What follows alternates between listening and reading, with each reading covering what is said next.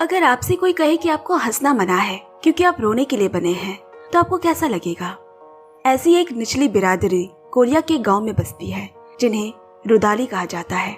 जब भी किसी के घर में कोई मरता है तब इस बिरादरी की औरतों को रोने के लिए बुलाया जाता है। वो एक खास गीत गाते हुए रोती है और वही उनकी कमाई का जरिया है। पूरी कहानी सुने, पसंद आए तो लाइक शेयर कमेंट भी पक्के से करें। आपके कमेंट्स पढ़ना बहुत अच्छा लगता है। साथ ही चैनल सब्सक्राइब और नोटिफिकेशन बेल को भी हिट करें। 2014 की the Dutch singer director Lee Yoon Jin my drama list rating 7.5।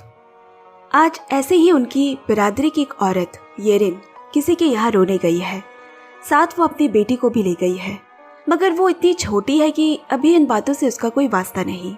उसे तो बस हंसना आता है, मगर लोग उसे एक रुदाली की बेटी होकर हंसने पे पाबंदी लगाते हैं।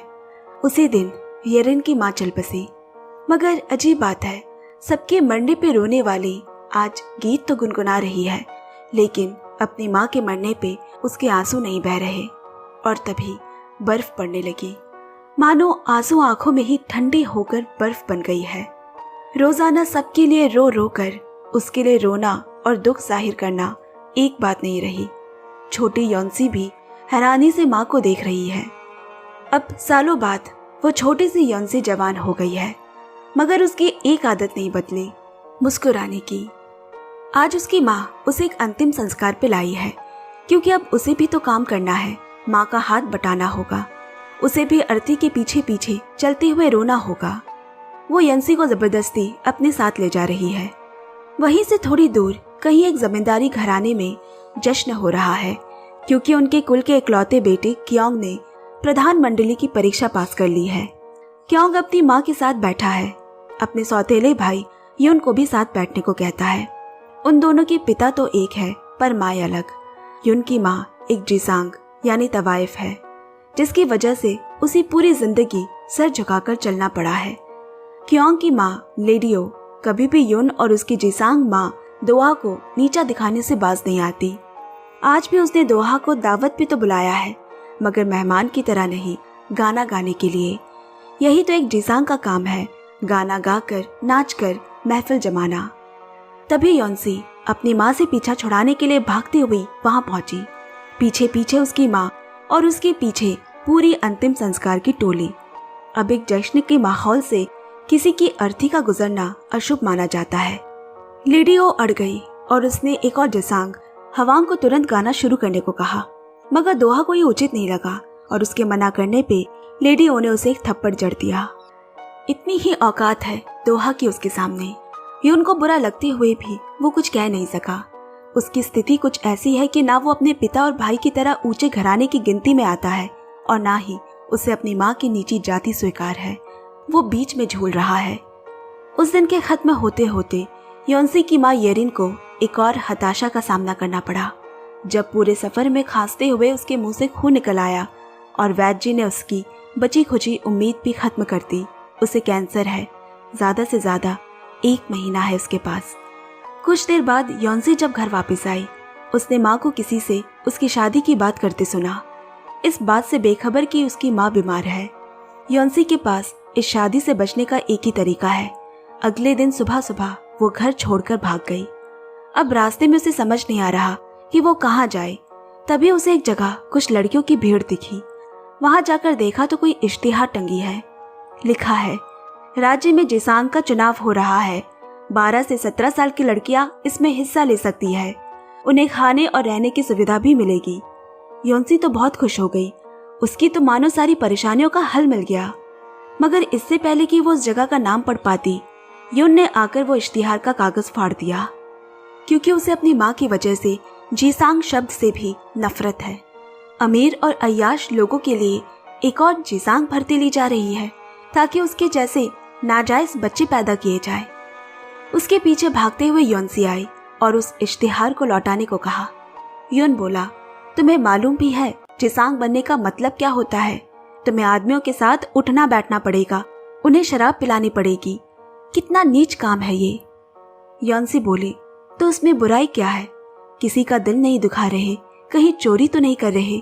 अमीर लोग खुद वहां आते हैं। उसका जवाब सुन युन और आग बबूला हो गया। तुम्हें वैसे भी वहां भर्ती नहीं मिलेगी क्योंकि तुम एक रुदाली हो। लोग जितनी भी नीची जाति के क्यों ना हो, खुद से नीचे के लोगों को बर्दाश्त नहीं कर सकते। लेकिन फिर भी युनसी वहां पहुंच गई, मगर जैसा कि युन ने बताया था, उसे एक ही बार में देखकर वहां काम करती हवांग ने उसे बाहर निकाल दिया। युनसी ने उसे रख लेने की बहुत विनती भी की, पर उसके मुंह पर दरवाजा बंद कर दिया गया। अब यह रात में उसी जिसांग खाने में महफिल लगी है। नशे में चूर एक अमीरजादे ने हवांग को बहुत गाली दी, बुरा भला कहा, लेकिन फिर भी हवांग को सिर्फ मुस्कुराना है। उसके चले जाने के बाद हवांग वही द्वार पर बैठकर रोने लगी। उसे ऐसी जिंदगी रोज जीनी पड़ती है जिसमें दिए की रोशनी की तरह लोग आकर्षित तो होते हैं, पर उस दिए के नीचे हमेशा घना अंधेरा रहता है। तब उसकी नजर वहीं बैठे योनसिन पर पड़ी। वो सुबह से रात तक वहीं बैठी रही और कोई जगह जाने के लिए भी तो नहीं है उसके पास। पहले तो हवांग ने उसे वहां से भगाना चाहा, फिर उसे लगा कि वो दोनों एक जैसे ही तो है, अपने हालातों से लड़ रहे हैं। योनसी बोली, तुम ऐसे ही रोती हो जब तुम्हें कोई बात बुरी लगती है। मेरी माँ तो नहीं रोई जब मेरी नानी गुजर गई थी, मगर मैंने फिर उन्हें कभी हंसते हुए भी नहीं देखा। मुझे भी नहीं लगता कि मैं अपनी माँ के जाने पे रो पाऊंगी। मैंने तो सोचा है कि मैं कभी नहीं रोना चाहती, इसलिए तो जिसांग बनना चाहती हूँ, जहाँ रोने की जगह पर भी हंसना पड़े, मुस्कुराना पड़े। हवांग बोली, दुनिया का ना हर आंसू सच्चा होता है, ना हर हंसी। और फिर उसे एक मौका दिया अंदर आने का। वो उसे दोहा के सामने ले आई। शायद वो उसे रखने के लिए मान जाए, पर ऐसा हुआ नहीं, क्योंकि दोहा को मालूम है एक जिसांग बनने का फैसला भावुक होकर या किसी और दबाव में लेना सही नहीं, कहीं उन्हें आगे जाकर पछतावा ना हो। और वो उन्हें घर वापस जाने का पूरा मौका देती है। उसने योनसी को लाने से मना कर दिया। अगली सुबह जब हवांग रात के दिए बुझाने गई, उसने योनसी को वहीं पर बैठा देखा। वो रात भर इतनी ठंड में बाहर ही बैठी रही। अब चुनी हुई लड़कियों को सिखाना शुरू किया गया। उन्हें नाचना गाना सब सीखना होगा एक जिसांग बनने के लिए, मगर उनमें से किसी की भी आवाज सुरीली नहीं है। लगता है दोहा को उन पर बहुत मेहनत करनी पड़ेगी। तभी बाहर से योनसी के गाने की आवाज आई, क्योंकि उसने हमेशा अपनी माँ को गाते हुए सुना है, और इसी मौके पे हवांग ने दोहा से उसे एक मौका देने के लिए मना लिया। यहाँ जमींदारी बैठक में क्योंग का पिता चाहता है कि क्योंग शरीक हो, नए लोगों से मिले, राज्य के नए मसलों के बारे में जाने, पर पता नहीं क्यों वो अक्सर बीमार रहता है। उसने कहा, मेरी जगह आप युन को जाने दें, वो भी तो इस परिवार का हिस्सा है। लेकिन पिता ने साफ मना कर दिया, जो जिस लायक है उसे वही काम दिया जाएगा। युन कितनी भी कोशिश कर ले, अपने पिता की सोच नहीं बदल सकता। उस रात वो शराब के नशे में चूर उसे जिसांग खाने पे पहुंचा। योनसी को वहां बैठा देख वो और भी गुस्सा हो गया। तभी दोहा बाहर आकर योनसी को अंदर आने को कहती है। बाहर बहुत ठंड है और वो 2 रातों से वहीं बैठी है। उसने युन को भी अंदर बुलाया, लेकिन वो लड़खड़ाते हुए वहां से जाने लगा और ठोकर खाकर गिर पड़ा। अब यहाँ लड़कियों को तैयार कर भाड़े के शराबी लोगों के पास भेजा जा रहा है। ये उनकी परीक्षा है कि वो अंदर कितनी देर तक टिक सकते हैं। तभी वहां योनसी की माँ उसे ढूंढते हुए आई और उसे साथ चलने को कहने लगी, मगर योनसी ने तय कर लिया है कि वो काम नहीं करेगी जो उसकी माँ करती है, और ना वापस जाएगी। अब लड़कियों के अंदर जाते ही थोड़ी देर में वो सब डरकर कमरे के बाहर भागी। सिर्फ योनसी बाहर नहीं आई। उसे किसी भी तरह ये परीक्षा पास करनी है। वो उन शराबियों का गाना गाकर मनोरंजन करने लगी। इधर बाहर हवांग को युन नशे में धुत बेहोश पड़ा मिला। वो उसे अंदर ले आई। अब दोहा ने योनसी को बुलाकर बड़ी हैरानी से कहा, मैं आज तक तुम जैसी लड़की से नहीं मिली। आखिर क्यों चाहती हो तुम एक जिसांग बनना? योनसी बोली, क्योंकि जिसांग को रोना नहीं पड़ता। ये सच है, मगर चाहे भी तो हमें रोने दिया भी तो नहीं जाता। हम अपनी मुस्कुराहट में हर तरह की कड़वाहट घोल कर पी जाते हैं। क्या ऐसी जिंदगी तुम वाकई में चाहोगी? योनसी की आंखों में पानी तो है, मगर वो रोना नहीं चाहती, क्योंकि रोने पे वो माँ जैसी हो जाएगी। उसे सब कुछ मंजूर है, मगर एक रुदाली होना नहीं। दोहा बोली, मैं भी तुम्हारी जैसी हूँ। रोना चाहती थी, पर रोना मना था। तब भी नहीं जब मैं अपने बेटे को छोड़ाई थी। तुम खुश नसीब हो, तुम्हारी माँ ने तुम्हारा साथ अब तक नहीं छोड़ा है। ये बेकार की जिद छोड़ो, जाओ वापस चली जाओ। दूसरे कमरे में अपनी माँ की बातें सुनकर युन गुस्से में बाहर निकल गया। वो कुछ कर ना ले ये सोचकर दोहा ने योनसी को उसके पीछे भेजा। अब योनसी उसके पीछे पीछे चल रही है कि कहीं वो नशे में गिर ना जाए, कुछ हो ना जाए। बीच रास्ते में रुककर युन उस पे चलाने लगा। तुम्हें और क्या क्या करने को बोला है? क्या तुम भी बाकी सबकी तरह मुझ पे तरस खाने आई हो कि मैं एक जीसांग का बेटा हूँ? क्या तुम्हें भी मुझे हंसाना है? और फिर हाथापाई में दोनों पानी में जा गिरे। योनसी की आंखों में पानी है, पर वो उन दोनों की अजीब किस्मत पे मुस्कुराने लगी। युन को उसे हंसता देख और गुस्सा आ गया। योनसी बोली, तो क्या चाहते हो, मैं रोऊं? बाकी सब की तरह तुम भी यही चाहते हो ना कि मैं अपनी माँ की तरह रोऊं? हैरानी होती है कि तुम जैसा धनवान घर का लड़का भी खुश नहीं है। मेरी तो किस्मत में ही रोना लिखकर भेजा है, पर मुझसे ज्यादा तो तुम रोते हो। और युन का हाथ हवा में ही रुक गया। रात बढ़ने पर ठंड भी बढ़ने लगी। दोनों आग जलाकर बैठ गए। युन ने उससे पूछा, तुम्हें रोने से इतनी नफरत क्यों है? योनसी ने वापस सवाल किया, और तुम्हें हंसने से इतनी नफरत क्यों है? युन ने एक गहरी सांस भरकर कहा, इतना मुश्किल है तुम्हारे लिए हंसना, फिर भी तुम हंसती हो। मुझे ये देखकर तुमसे ईर्ष्या होती है। तुम्हें जिंदगी से लड़ने का, हालातों को मोड़ने का जज्बा मुझे हैरान करता है। तुम एक दिन अपनी असली मंजिल तक पहुंच जाओगी, जबकि मैं एक आधा जमींदार का बेटा होने के बावजूद भी कुछ करने का हौसला नहीं है। बस यही सोचता हूँ कि लोग मुझे स्वीकार क्यों नहीं करते, जो कि वाकई मेरे हाथ में नहीं है।